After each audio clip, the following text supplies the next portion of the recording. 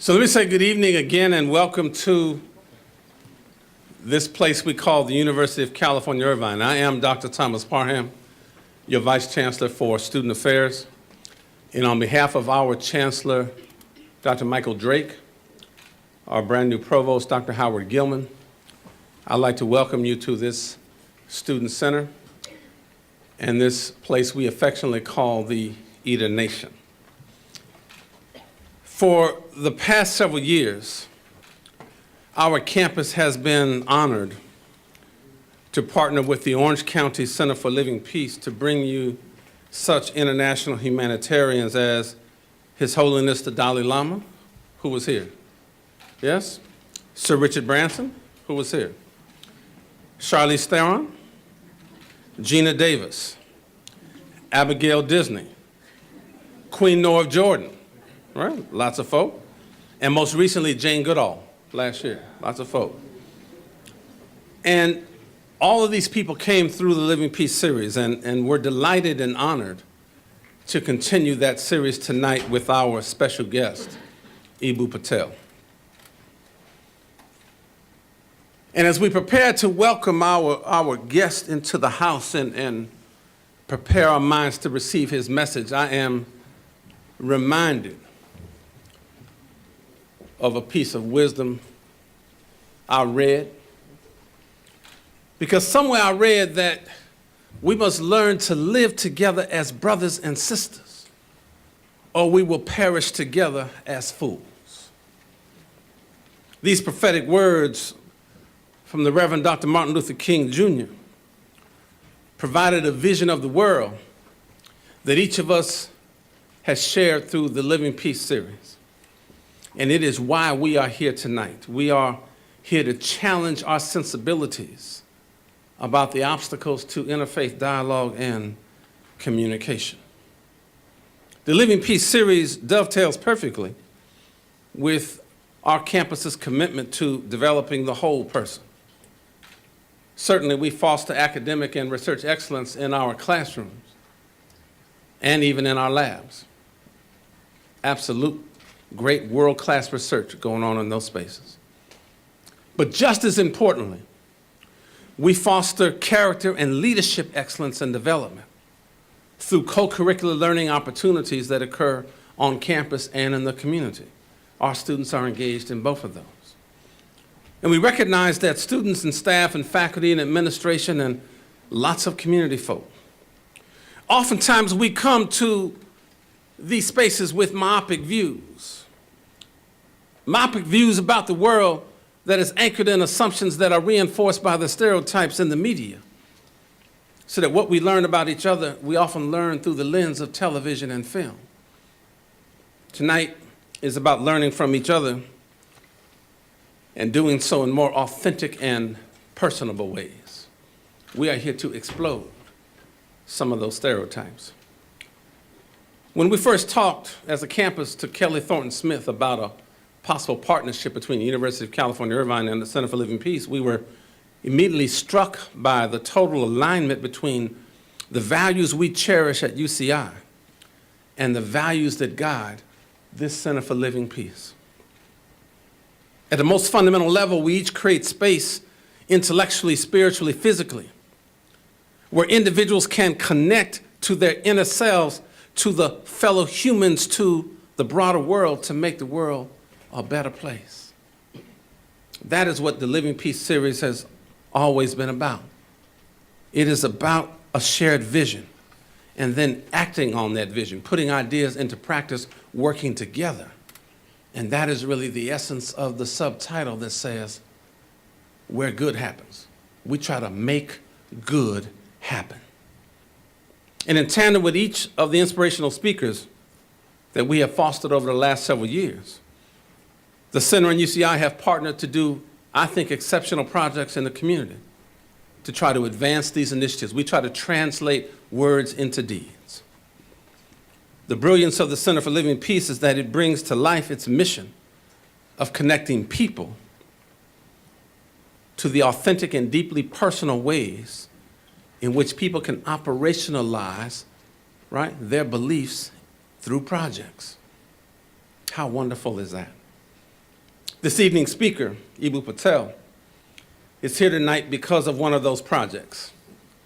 2 years ago, one of our Dalai Lama scholars, Arman Ahmed Ratha, created a project called Leap of Faith. How many of you have heard of Leap of Faith? Right? Lots of us. And Leap of Faith was designed to foster interfaith cooperation and service to our campus.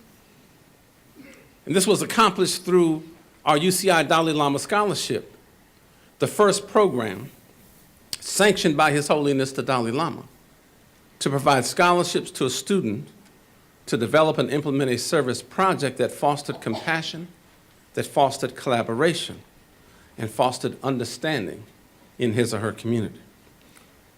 Arman wanted to promote interfaith kinship on campus and encourage a coalition between students and community members of various faiths.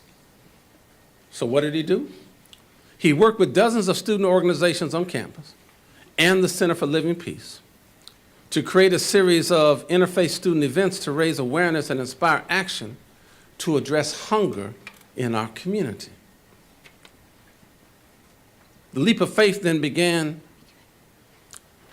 to think about how it could then become more empowered, and so it became part of President Obama's Interfaith and Community Service Campus Challenge.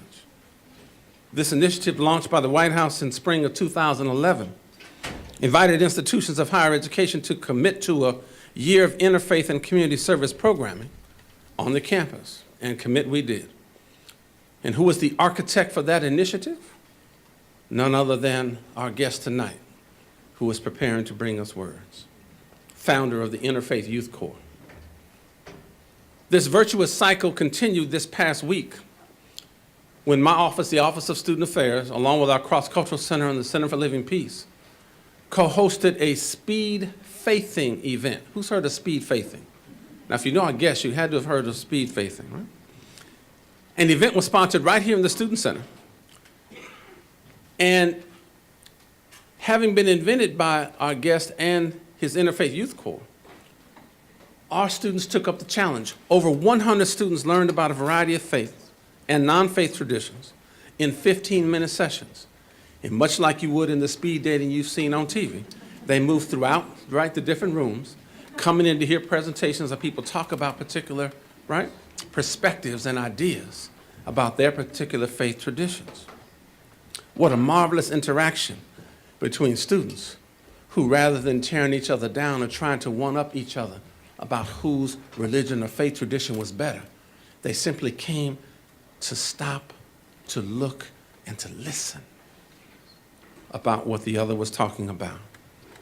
How marvelous is it that we can see, right, in the warmth of their souls, in the tenderness of their hearts, a commitment to interact with students from other backgrounds, ethnicities, races, religions, and to do so in very civil and respectful ways. Anybody believe civility is in short supply in the world today? Yes? Our students set a marvelous example for those of us that occupy the adult corridors of the world.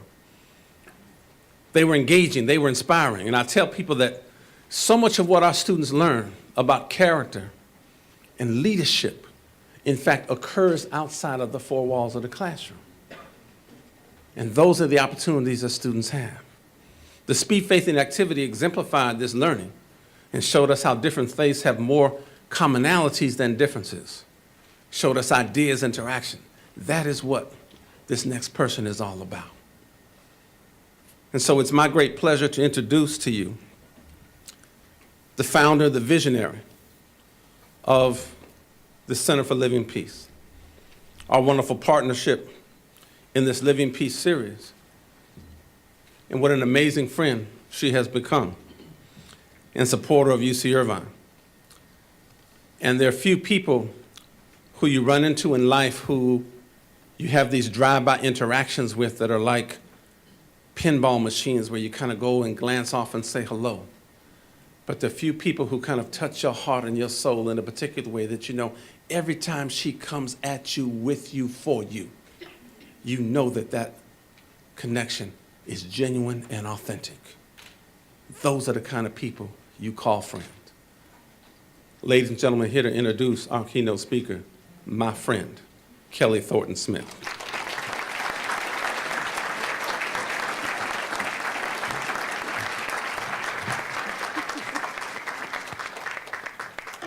That was very nice, Mr. Parham.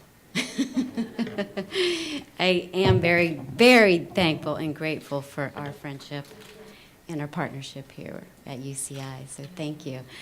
Every time I'm here at one of these Living Peace Series events and I see all of you, I am so grateful, and my heart just wants to explode and jump out and meet all of you and say thank you for coming, because you just being here is making good happen. And hopefully tonight, and I'm almost positive, you will be incredibly inspired. I know I am so excited for our speaker tonight because he brings the true message of living peace, of how do we break free of the labels that we put on ourselves or that others put on us. How do we let go of who we think we are and find out who are we together? And that, to me, is how we all really make good happen and really live peace here in our world, and then begin to make that change that we want to see within the world, as Gandhi said. Well, he's a very impressive guy with a long list of accomplishments, so I just want to share those with you so you'll get an even better understanding for who he is and exactly what he does.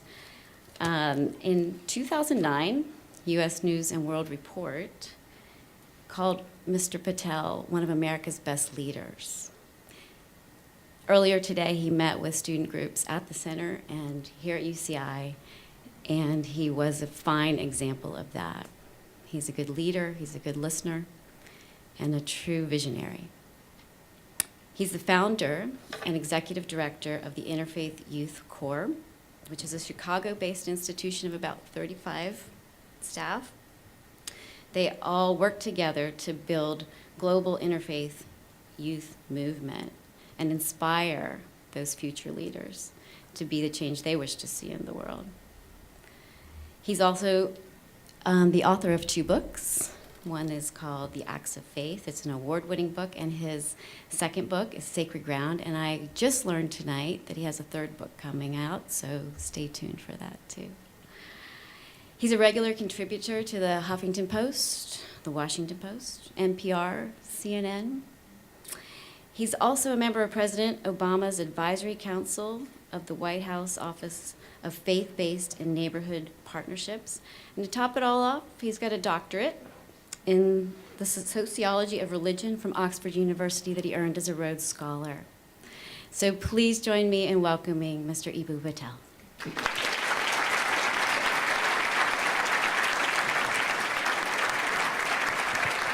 As we welcome Mr. Patel, or we can give it up a little louder than that, Eboo Patel.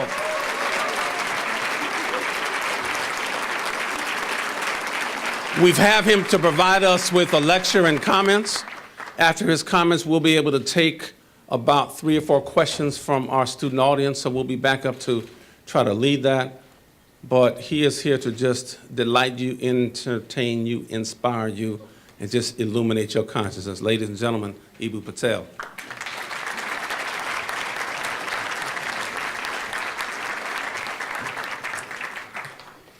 Delighting is a tall order. Illuminating people's consciousness. I don't know if, let's see. When Kelly first invited me to do this, and she kept on repeating these illustrious names who were, who've spoken at this podium before, Jane Goodall, His Holiness the Dalai Lama, and she said, you're going to be amongst these names. Like, I had this image in my mind of like diamond, diamond, diamond, diamond, and then me, banana, Like one of these is not like the other. So we will mutually illuminate one another's consciousness. We will mutually delight each other. And I want to first take you to a conversation I had, like 15, 18 years ago, a long time ago now, in Nicosia in Cyprus, last divided city on the planet after the Berlin Wall fell. And in Nicosia, I met this guy named Marios. And we're having dinner with a group of folks, and he notices my American accent, and he says, everything that I'm doing right now, I'm doing because of the time I spent in the United States. He was running a bunch of really interesting youth programs across the island. I said, tell me about that. And he said, so do you know the recent history of this island? That there's a wall running through the central city, and on one side of the wall is Turkish Nicosia, Turkish Cyprus, and on the other side is Greek Cyprus, Greek Nicosia, and Greek Cyprus. So I said, yeah, I knew that. That much I knew. But tell me what's going on now. So he tells me about his time as a college student in upstate New York. And he gets a toothache, and he goes to the dentist. And he's sitting in the dentist chair, and the dentist is kind of making small talk. Dentists like to do that, drill in hand, about to take your mouth out, making small talk. And dentist is like, where are you from? And Mario says, I'm from Cyprus. He says, where are you from in Cyprus? He says, I'm from Nicosia. And the dentist is like, where are you from in Nicosia? And Marius is trying to detect what kind of accent this guy has, right? He says, I'm from the Greek side of Nicosia. And the dentist starts to fire up the drill a little bit, right? He's from the Turkish side of Nicosia.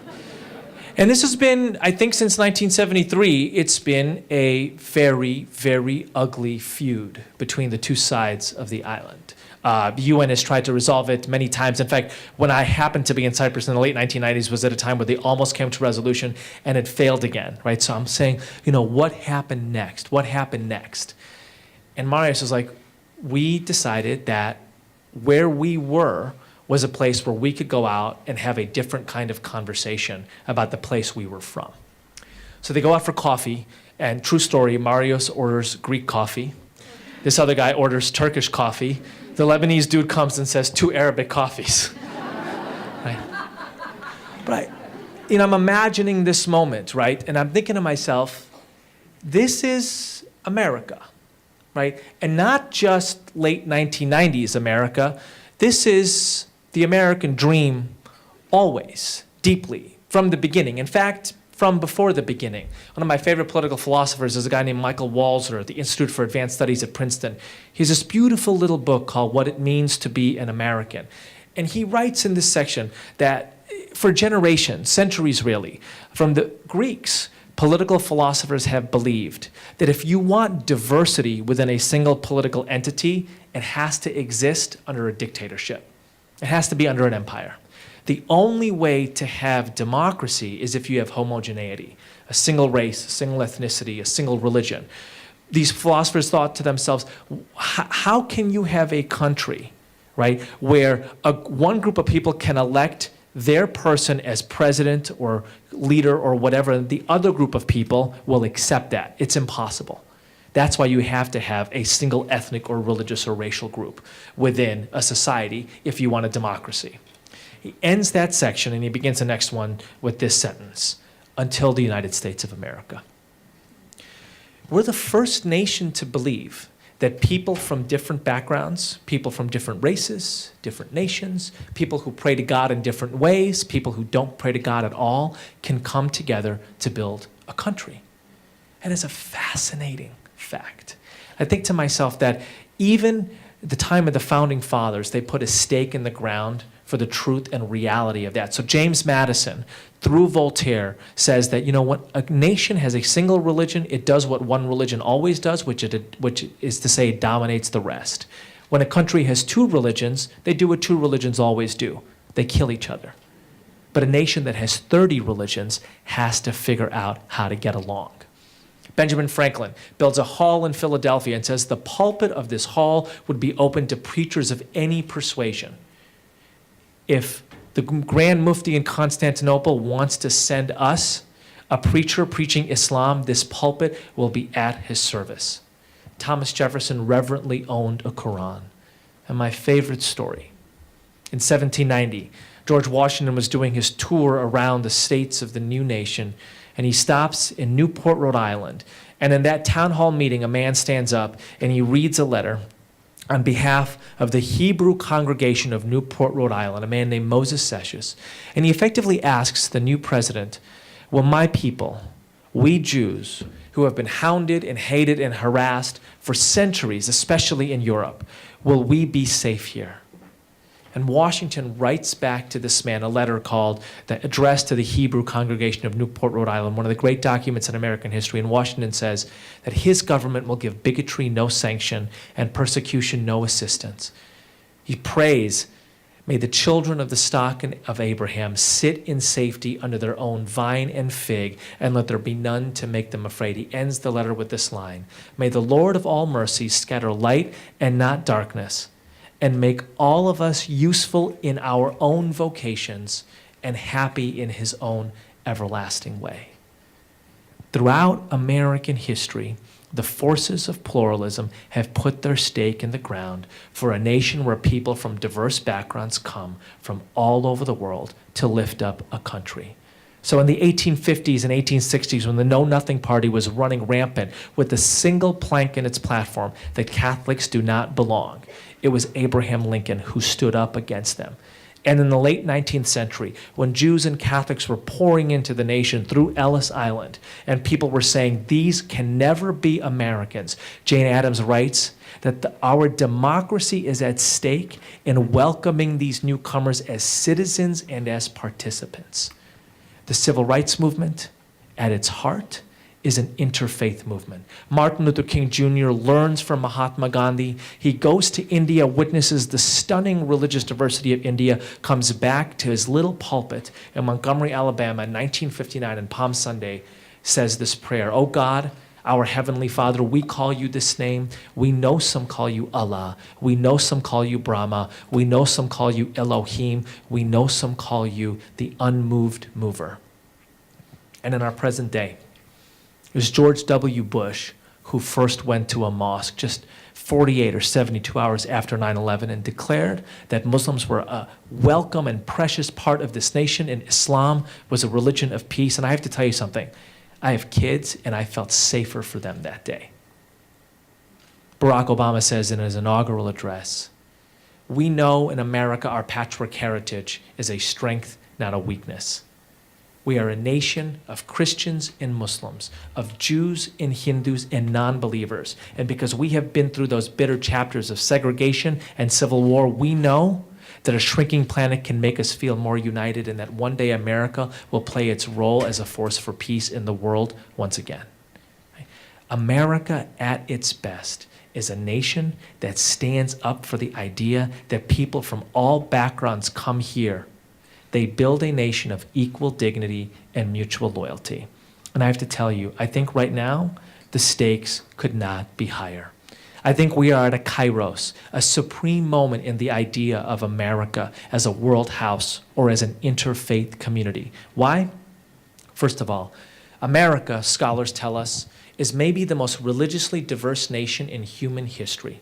More people from more different religious backgrounds have gathered in this single political entity than in any other political entity at any time in human history. That is a stunning fact.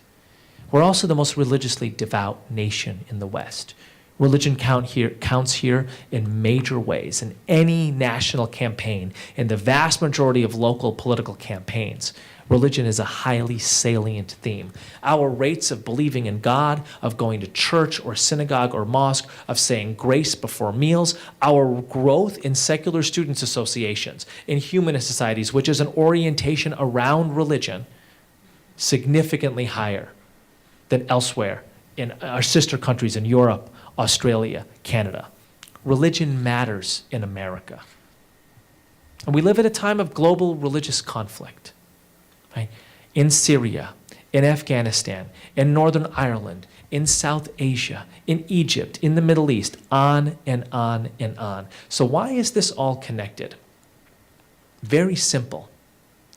Diaspora groups from all of those conflicts live right here in the United States, right here in Orange County, right here at UC Irvine. So here's the question, my fellow Americans. Is the United States going to be simply an extension of the theater of religious wars of elsewhere? Or are we going to build something different here, something new, something that we catch a glimpse in that story of Mario's in the dentist chair, saying, in this country, on this soil, we have an opportunity to have a different kind of conversation about religion, a different kind of conversation about our identities. And actually, a kind of conversation, a kind of engagement that doesn't continue the patterns of elsewhere, but might perhaps change them. Because I'll tell you, the single most dangerous thing about the times in which we live is the aura of inevitability that is gathering around religious conflict. This notion that Catholics and Protestants in Northern Ireland can only always fight. Hindus and Muslims in India can only always fight. Or Jews and Muslims in the Middle East can only always fight.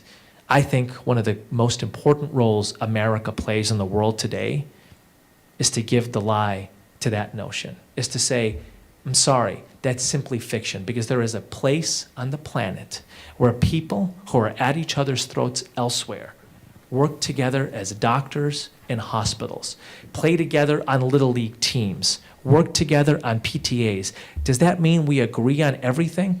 Of course not. By the way, the definition of diversity is not interesting ethnic foods. The definition of diversity is living in the same society with people you disagree with profoundly and finding a way to work with them on other things. What else do we think diversity is? Except the sense that we are going to have profound disagreements on fundamental things, and we are going to have to figure out how to be a functioning and healthy society anyway. I'm pretty convinced that in the 21st century, religion can be one of four things. It can be a bunker of isolation. You can take the stones of your faith or your philosophical identity and you can build around yourself a bunker and try to let nothing else in. It can be a barrier of division. It can be a bomb of destruction. That's what fills the evening news every night. Or it can be a bridge of cooperation. Here's the thing. Bridges don't fall from the sky, and they don't rise from the ground. People build bridges. Good doesn't just happen. People make good happen. So, if America, if the 21st century is going to be defined more by bridges between people who orient around religion differently than bombs or barriers or bunkers, we're going to have a critical mass of people building those bridges. Interfaith Youth Core, the organization that I'm proud to run, works almost exclusively on college campuses because we believe that just like a previous generation of young people stood up and called themselves civil rights workers and built a civil rights movement, and previous generations stood up and said they were human rights activists and built a human rights movement, and a generation now is standing up and saying we're environmentalists and building an environmentalist movement, that we are watching a generation of young people stand up and say we are interfaith leaders. And we are going to learn the framework, the knowledge base, and the skill set to build bridges between people who orient around religion differently for the very simple reason that we refuse to forfeit this territory to those who are invested in building barriers or bombs. And the reason that we work on college campuses is because there needs to be a place where those young people learn the science, the art, and the craft of interfaith leadership. There needs to be classes in this, concentrations in this. You ought to be able to major in religion at the University of California at Irvine and get a concentration in interfaith leadership. And the most beautiful thing about a college campus is that there's no place on earth where you go from idea to reality faster. So once you take classes at the Center for Citizen Peacebuilding, once you take classes in the Religious Studies program, you can walk across the quad to Dr. Parham's office in the Student Affairs building, and you can start a student organization focused on your interest area. That's how you came up with that, the interfaith service learning programs of the past couple of years, because students took what they were learning in classes and they applied them in the micro-civil society of a college campus.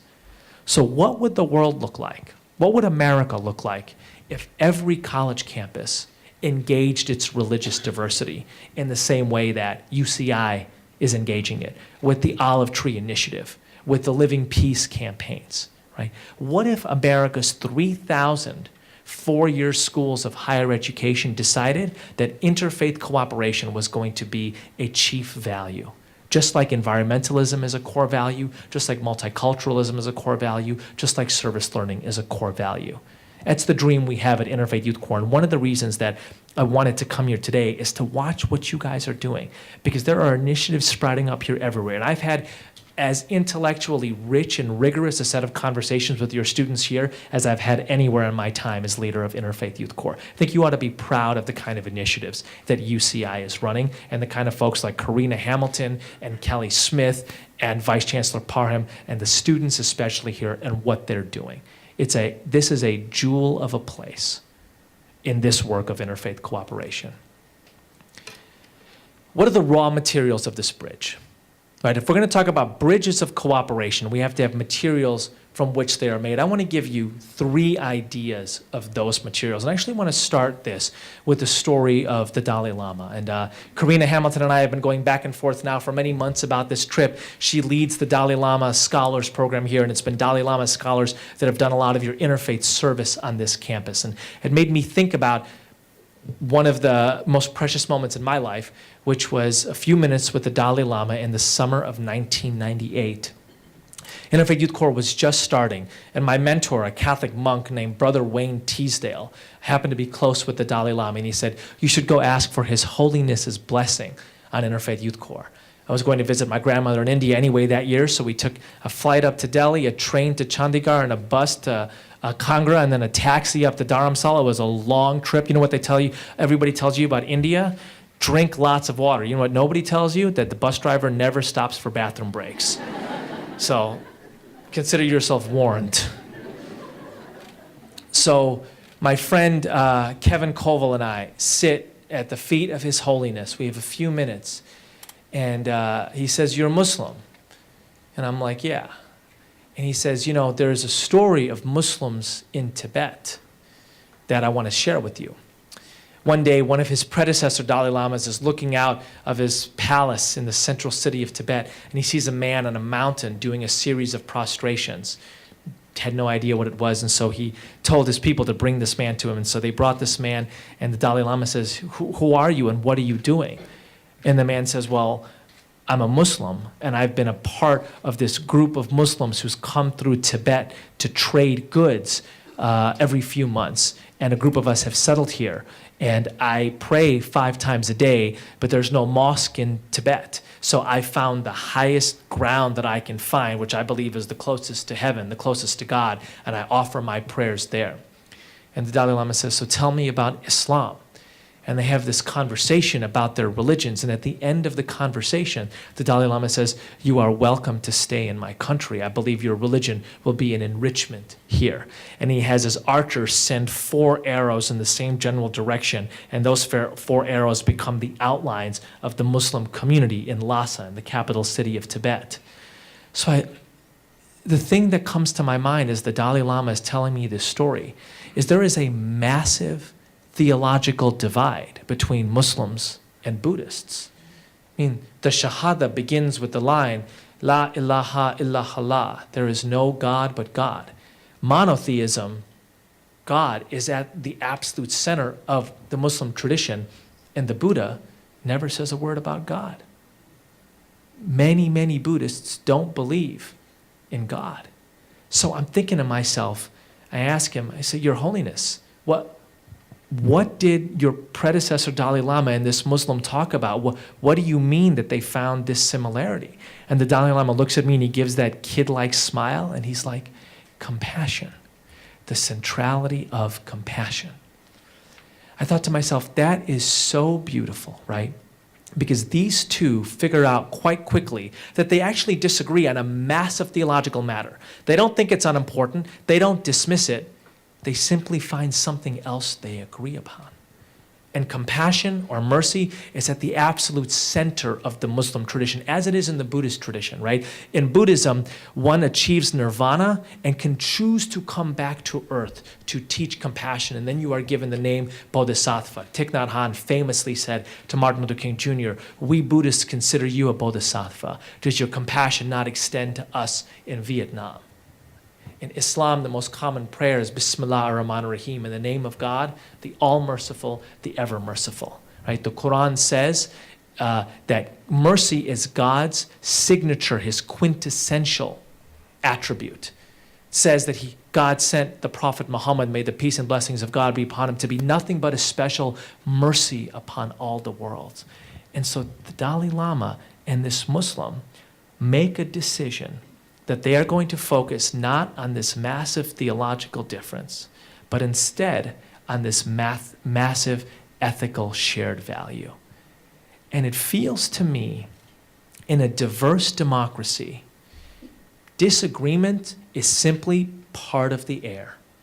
If you jump in the pool, you are going to get wet. So what are we going to do with our disagreements on the issue of life and choice, on the issue of who gets to get married, on the issue of who's going to heaven, on the issue of where the line is drawn in the Middle East? It seems to me we have a decision to make. Are we going to spend all of our time talking about that disagreement? Or are we going to be able to make the move that the Dalai Lama and this Muslim made in Lhasa several centuries ago, which is to recognize the importance of the disagreement and to find other things that we think are precious and in common? People say to me all the time, Eboo, why don't you talk about the elephant in the room? And of course, there are different elephants for different people. For some people, it's the issue of the pro-life issue. For some people, it's salvation. For some people, it's the Middle East. But always, and especially when you talk about religious diversity, there's an elephant in the room. Well, here's one of the reasons we don't focus entirely on that elephant at Interfaith Youth Core. Because there's other animals in the zoo. And if all you do is talk about the elephant, if all you do is talk about the last 60 years on the patch of land between the Mediterranean and Jordan, then every animal starts to look like the elephant, the peacock and the giraffe and the tiger, which is to say, you reduce the interactions across religious civilizations that have lasted for centuries to one piece. It feels to me like in a mature, diverse democracy, frankly, the diverse democracy that people around the world look to as a model, we are going to have to learn to disagree on fundamental things and come together on other things. For me, that story of the Dalai Lama and that Muslim some centuries ago in the palace in Lhasa is a quintessential moment in doing that. Number two, we're going to have to stand up for each other. That's what I love about the story of George Washington and Moses Sessions. George Washington is telling this guy, look, man, I'm going to stand up for you, right? Me personally and my government, I'm going to stand up for you. You know, I want to tell you a story a couple years ago about Interfaith Youth Core. I'm thinking about this because this kid I'm going to tell you a story about actually is in LA now, just got a job working for the LA Times. I mean, who knew? People still get jobs at newspapers, right? God willing, that will continue. So this was during the Cordoba House incident, summer of 2010, better known as the Ground Zero Mosque. And it was busy and trying times at Interfaith Youth Core. It was a time when, you know, I was especially doing a lot of media. I'd known Imam Faisal well. I was kind of stunned by the discourse around Cordoba House, stunned that this guy who, you know, was probably the most gentle imam in North America was somehow branded as a radical. And so I'd be on TV a lot talking about this, and got my fair share of swipes. And you know, every once in a while I'd see the words Eboo Patel Muslim extremist online, or Eboo Patel Muslim radical. Once in a while I would see Eboo Patel Muslim terrorist. I'm like, seriously, people? I'm the person who started an interfaith organization. I mean, like, I promise you there are easier targets to find for this, you know?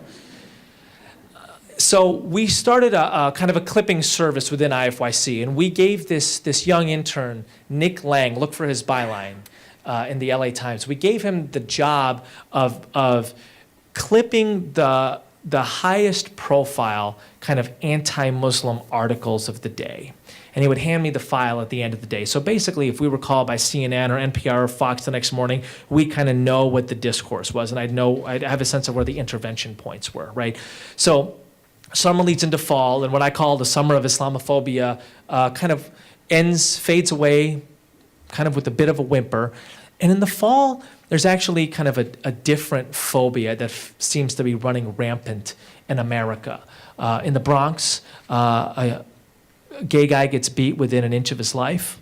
At Rutgers University, a young man named Tyler Clemente has an intimate moment of his live streamed and jumps off the George Washington Bridge and commits suicide. Really ugly stuff happening to folks who identify as lesbian or gay or queer or bi or transgender. And some point in this, maybe it's October, somebody hands me an essay written by Nick Lang. And my interaction with this kid, he was an intern, an unpaid college student at IFYC who would clip articles for us, right? So I hadn't really paid that much attention, probably had exchanged 25 words with him all summer long. He'd hand me the file folder, I'd say thanks, and that was it. Somebody hands me this essay where Nick basically has a flashback and talks about how when he was 13 and just coming out as gay, he would imagine his own suicide. He'd imagine the number of pills he would take. He would imagine the look on his grandmother's face when she found him, and I thought to myself, man, I had like a moment, right, that this young person who is spending his summer free of charge clipping articles on Islamophobia for an interfaith organization and handing them off to a Muslim executive director so he could be prepared when he went on the news the next day. He was part of a community that wasn't just experiencing a phobia, but whose members were being beat within an inch of their lives, right? And so it just I just wanted to know why he did it. So I call in my office, I'm like, Nick, this is a really moving and profound essay. Why are you spending your time working for an interfaith organization, especially at a moment when Muslim prejudice, anti-Muslim prejudice is salient, right? And he looked at me as if I should know this. I'm the executive director of this organization. He's like, hey man, if I want my people to be free in America, I have to work for an America where everybody's free. We're you're free, I thought that was so profound coming out of the mouth of a 19, 20-year-old kid. And I thought to myself, you're standing up for me and people who pray like me? I hope that people who pray like me would stand up for you. I think the most American thing we do is stand up for people not like us. People we might disagree with. If they're not free, we're not free. Number 3, the materials of the bridge is after we disagree, after one group defeats another group at the ballot box, on the picket line, because it's going to happen. I'm going to see you on the opposite side of some picket lines. I'm going to be voting for folks that are different than you in some cases. I am sending money to organizations that might be different than the money you're sending to. Welcome to a diverse democracy. After that's done, we're still a community. We're still America, right? We have to insist on that. We have to build that. My favorite story of that is 1955, Montgomery, Alabama. Rosa Parks refuses to give up her seat on that bus. Young 26-year-old, recently minted PhD from Boston University through Crozier Seminary and Morehouse College, gets selected by the senior African-American leadership in Montgomery to be the head of the Montgomery Improvement Association. Comes up with the idea of a boycott. By the way, we read about the Montgomery bus boycott and Martin Luther King Jr. in high school history classes, and the story is basically Rosa Parks got tired and she didn't want to move to the back, and then Martin Luther King Jr. gave a big speech in Washington, and then we elected Barack Obama, and everybody listens to Jay-Z, and it's good, It's actually, you like that, right, Vice Chancellor Parham? You? A little harder than that. 380 some odd days that folks in Montgomery walked to work, and it was ugly. People were harassed. Some people committed suicide. They couldn't take it. People got ugly death threat phone calls. One day at one of the revival meetings in a black church, Ralph Abernathy approaches King before he's about to preach and whispers in King's ear, "Your house has just been firebombed." And King asks, "Are Coretta and the baby okay?" And Abernathy says, We don't know. So King gets driven back to his home, doesn't know whether he's going to find the charred remains of his wife and his new baby there, or if they're going to be alive. I mean, those 380 days are harrowing, right? And at the end of it, when they have won the right to sit front to back on the buses of one provincial city in the American South, a journalist says to King, I mean, you must be pretty angry considering all that you went through and honestly, the relatively small victory that you won. It's not like you can immediately vote, right? I mean, there's a long way to go in this thing that was just beginning to get called the civil rights movement. He says, don't you feel like you want to exact a measure of revenge? I want to leave you with this line that King responds with at the end of the Montgomery bus boycott, right? After, in this moment of disagreement, King has won a small victory, and he is being asked the great price of the victory, the great sadness that they went through, if he might not feel a little bit vengeful. King speaks these words. This is not the time for revenge. This is the time for reconciliation. This is the time for redemption. This is the time to build the beloved community. That's what we were meant to be. Thank you.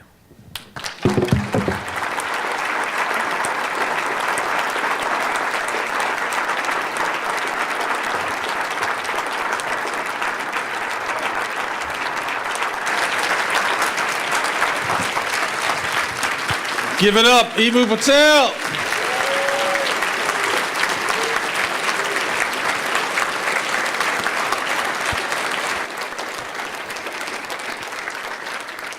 We've got a very few minutes, and I know we have some questions we've invited students to ask.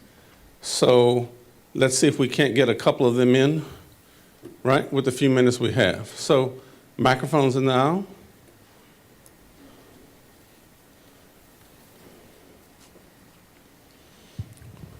Okay, and your name, please, first. My name is Sami Kabara, and I'm very thankful for this speech. We really need it in our world, especially in the Middle East and many regions of the world where religion is the main issue and creates all these conflicts.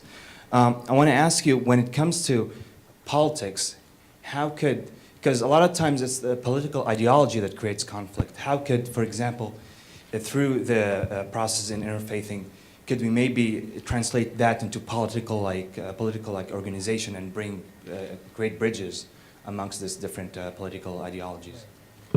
So thank you. That's a really complicated question, right? So thank you for that. So I would say, on the one hand, I really think civic institutions are a hugely important building block towards this. So the kind of places that bring people from different backgrounds together for things that folks generally agree upon, right? So again, Little League Baseball, PTAs, hospitals, right?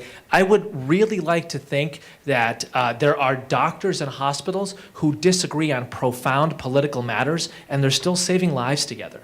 And to be able to see somebody who you disagree with through the prism of something else that's important, and then to ask the question, how can we have a different kind of conversation about the disagreement? I mean, the thing that I like about the Mario story is he and the Turkish guy don't wind up agreeing on everything. They wind up recognizing that the conflict cannot just be something that is prosecuted through guns and yelling. There has to be a different way of engaging that difference, right? And it begins with a conversation that I would call civic in nature rather than political in nature. And this, by the way, one of the great geniuses of American society is our civil society, is all those Rotary clubs and Kiwanis clubs and service organizations and soccer clubs, right, that bring people from different backgrounds together that we all have an investment in. I think recognizing the power of that, recognizing how we engage positively with people that we disagree with through those, and then saying, okay, how can we take this to the next level and have the conversation about the disagreement, but have it in a way that's more civil.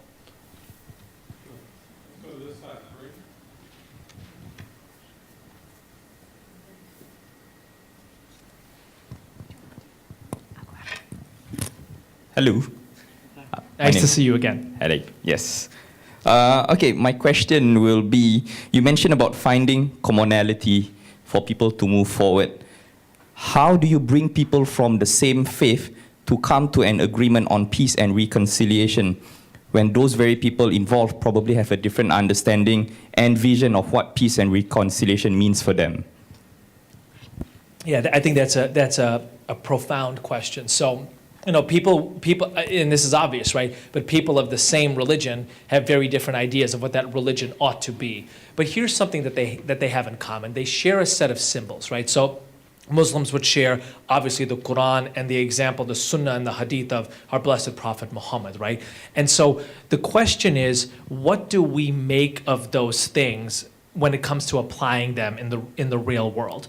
And my sense is some kind of interfaith techniques are actually useful also in an interfaith setting. So I'll give you my favorite example of this. It's Habitat for Humanity.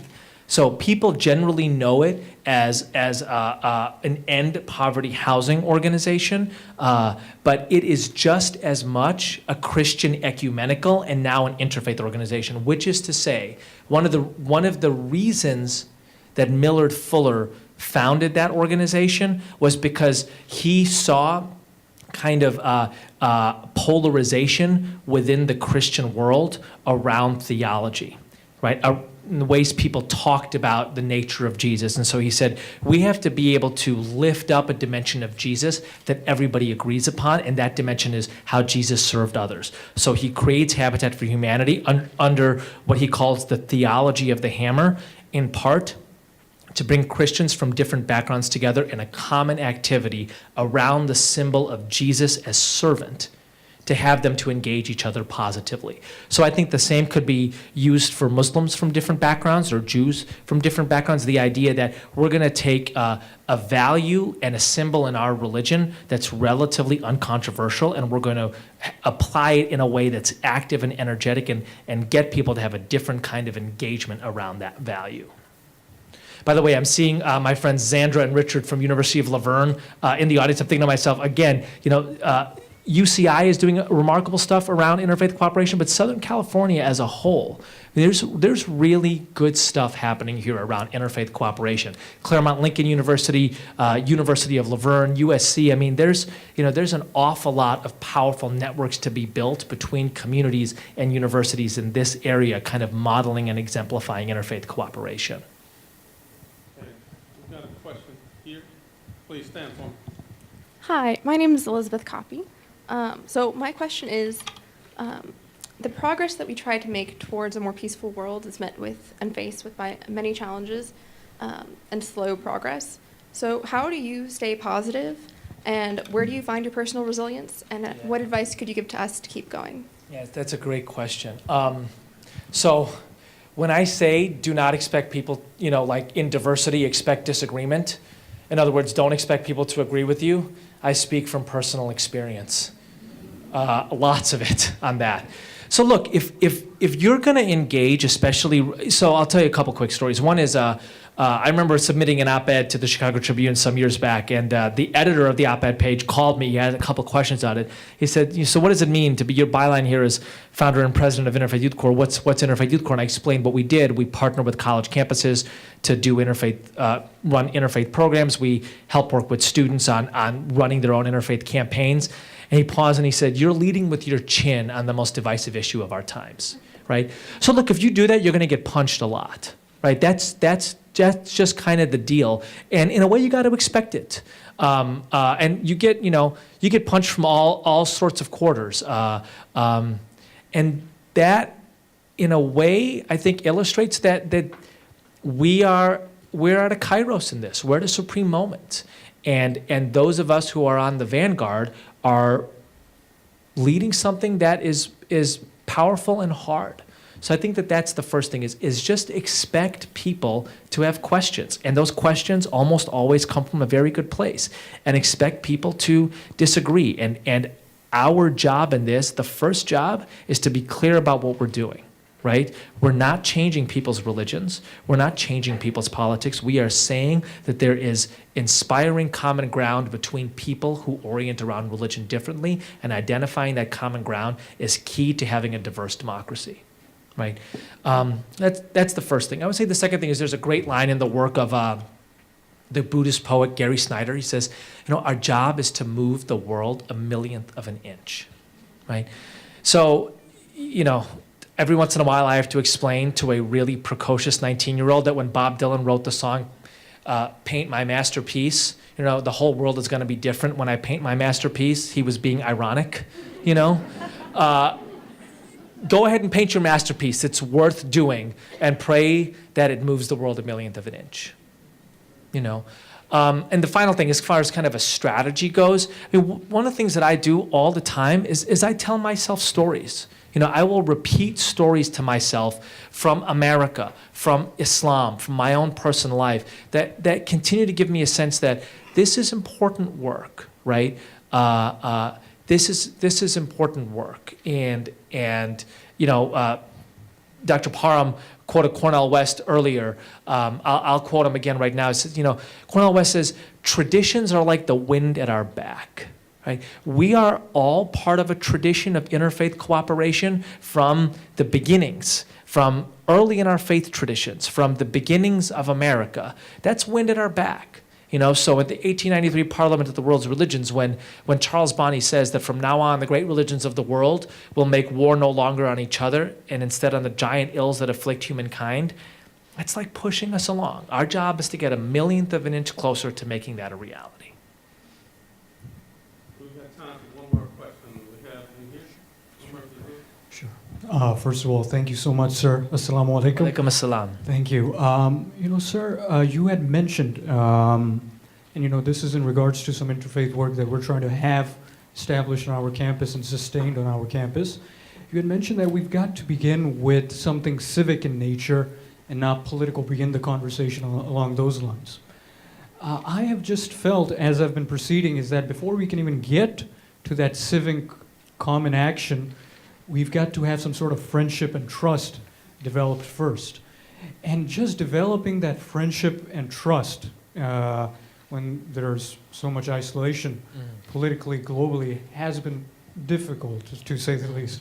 But what advice, what events, what initiatives, what steps can we be taking to get that preliminary step done of friendships and trust before we even talk about common civic action? Ladus. Invite them for ladus. It will work like magic. I'm only partially joking. So I think, listen, I think that what I would say is I think you are right, and, okay? So I think the question is, through what activities do people develop friendship and trust? And also, what activities can develop those things, and a sense that when we work together, beautiful, important things happen. I mean, one of the things that strikes me about interminable arguments around largely irreconcilable issues, my econ professor will be very happy here, is the opportunity cost, right? So if you spend all of your time with people from other religions arguing things that you are not likely to change, those are hours that could have been spent on something else. Now, I'm not saying you jettison all of that, right? There are important parts of our religious identities that ought to be expressed. I am simply saying that that is probably not the entirety of our religious identity. So I'm going to give you a very concrete example of this. So in the last 10 or so years, malaria deaths, especially in sub-Saharan Africa, have dropped quite drastically, like 40 to 50%, from 1 million a year to 500 to 600,000 a year. Now that is still really, really bad, right? But it's quite good progress. Why is that? Well, one reason is because there has been a really profound interfaith movement, both in the West and in Africa, around getting anti-malarial bed nets into the deepest villages in Africa. And in Africa, it's been ministers and imams. And in the United States, it's been Jewish synagogues through programs like Nothing But Nets, mosques, churches, secular humanist societies that have been collecting and donating money to purchase $2 to $3 bed nets that go to Africa and get distributed by imams and ministers so that literally 4-year-old kids don't get bitten by mosquitoes and die, right? 40% drop in deaths by malaria. And my friend Salima Abdul Ghaffar, working under Ray Chambers, who was the UN Special Envoy on malaria, helped make this happen. So I have a sense of clarity around this.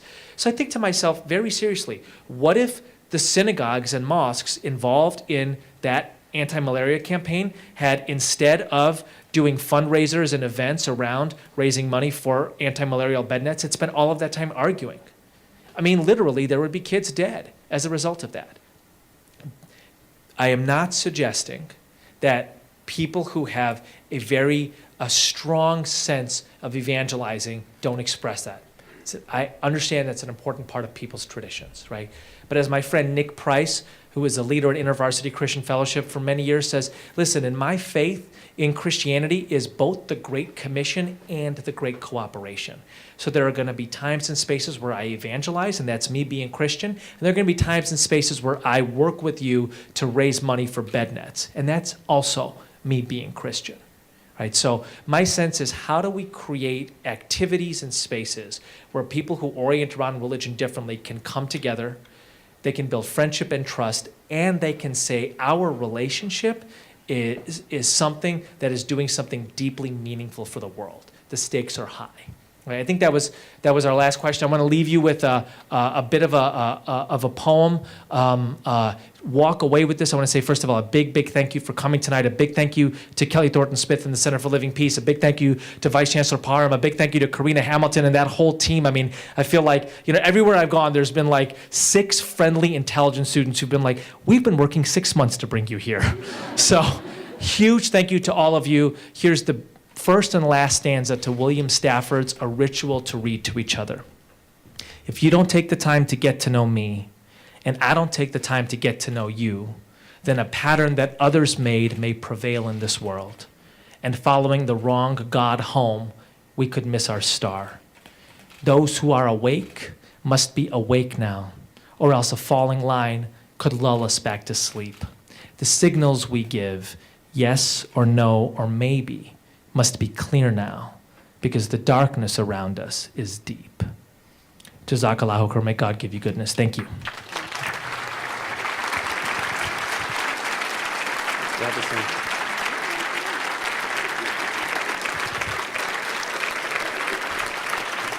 Ladies and gentlemen,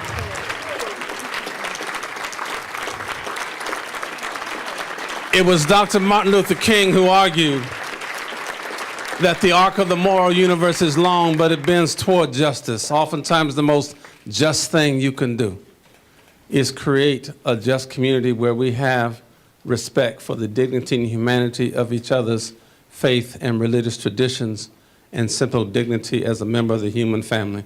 This is Dr. Eboo Patel. Give it up.